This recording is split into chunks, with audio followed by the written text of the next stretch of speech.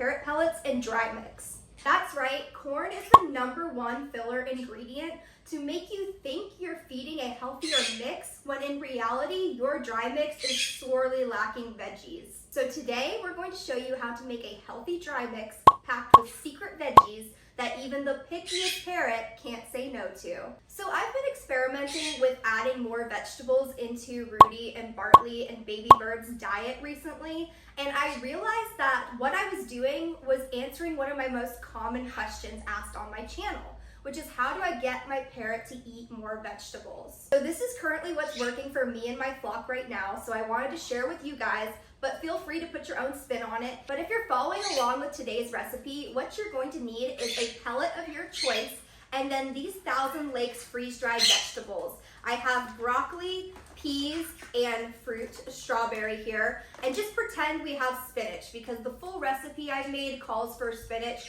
I normally have it, just use your imagination there. I've specifically chosen Thousand Lakes to use in my dry mix because they are 100% organic, and during the dry freezing process, they're cured with no preservatives. That's just an extra step of safety I like to take for my flock. This is also human grade, meaning it's for human consumption, which I think is very important. I personally don't like feeding things to my parrots that I really wouldn't eat myself. So for your convenience, I've linked all the ingredients I'm going to be using in today's video down below. There's a reason I haven't brought the pellets out yet, because as soon as he sees the bag, actually watch this guys, as soon as he sees the bag, he's gonna come flying over.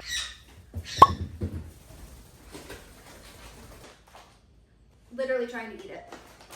A couple of key takeaways here. You want to use the pellet your parrot is used to. The second takeaway here is the ratio of pellets to veggies. If you are just starting out, you want to make sure you have plenty of pellets in the mix in case your parrot is freaked out by the new additions at first. Remember, we're not trying to starve our birds, we're just trying to expose them to new foods. And sometimes that's scary for them, so that's why we want to make sure we have plenty of the pellets they're used to in this mix. So somehow I'm going to, you good? So somehow I'm going to add 2 cups of the pellets into my mixing bowl, and I'm going to do 1 cup of each brand. And also, don't worry if it takes them a while to accept the new mix. That is completely normal. So once they do accept your dry mix, then you can mess around with the ratio of pellets to veggies to fruits however you want. Now here's a tip for the Thousand Lakes packs.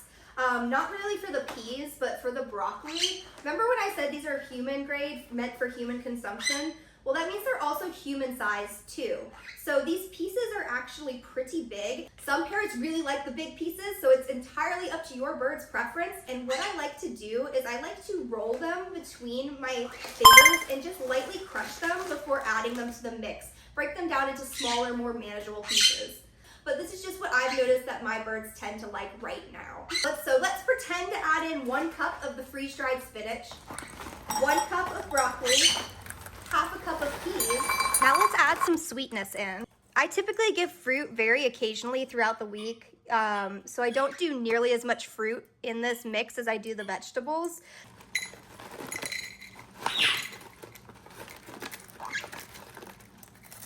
And this is completely optional, but I love adding in dried red hot peppers.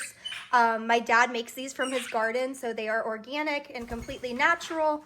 I just break them up loosely and add them in, so I'm just gonna take a couple of these. I usually leave them in as bigger pieces.